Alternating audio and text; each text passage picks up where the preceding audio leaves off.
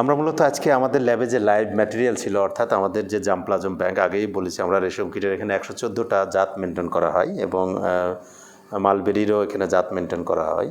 তো আমরা মূলত আজকে আমাদের ল্যাবে যে লাইভ ম্যাটেরিয়াল ছিল, ওই লাইভ ম্যাটেরিয়াল নিয়ে একটু বলি যে মূলত মেল এবং ফিমেল যে আমরা দেখি যে তারা গুটি কাটার পরে যেটা আমরা দেখতে পাচ্ছি, গুটি কাটার পর মেল এবং ফিমেল আপনার 2.5 থেকে 3 ঘন্টা পেয়ারিংয়ের ফলে এইরকম একটা খুঁড়িতে ফিমেলটাকে আমরা বসিয়ে দিলে সে ডিমটা দিয়ে থাকে এবং আমরা এটা দেখতে পাচ্ছি যে ডিম এটা, এবং একটা ফিমেল ডিম প্রায় 4 থেকে 500 ডিম দেয়।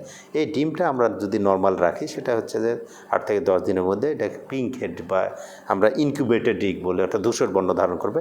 এই ধূসর বর্ণটা আমরা যদি আমরা কালো পর্দায় যদি ঢেকে দিই সকালে, তাহলে একসাথে হ্যাচ করবে। একসাথে হ্যাচ করার উদ্দেশ্য, একসাথে ফুটে বেড়া পোকাগুলোর উদ্দেশ্য হচ্ছে পুলুর যে একসাথে ইউনিফর্ম হ্যাচ করে এবং তার যে খাবার বা এগুলো দেওয়ার সুবিধা হয়। তো এর ফলে যেটা হয়, ফার্স্ট ইনস্টার আমরা আজকে ল্যাবে আমাদের এখানে আছে ফার্স্ট, সেকেন্ড, ফোর্থ এবং ফিফথ ইনস্টার লার্ভা।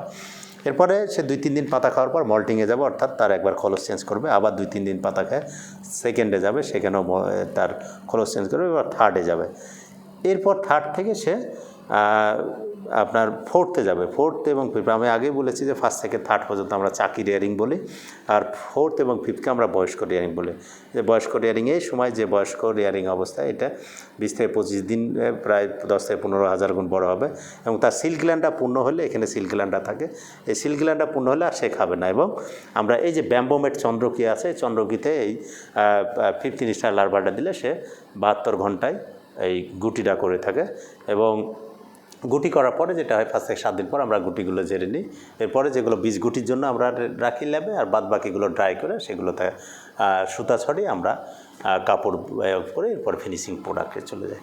এই হচ্ছে মূলত আমাদের এগুলো। যেমন আমাদের এখানে সুতা আছে, এই সুতা এই গুটি থেকে এই সুতাগুলো হয়ে থাকে। এই হচ্ছে আমাদের মূলত রেশম কিটের যে লাইফ সাইকেল, যেটা আমরা বলি 40 থেকে 50 দিনে কমপ্লিট করে।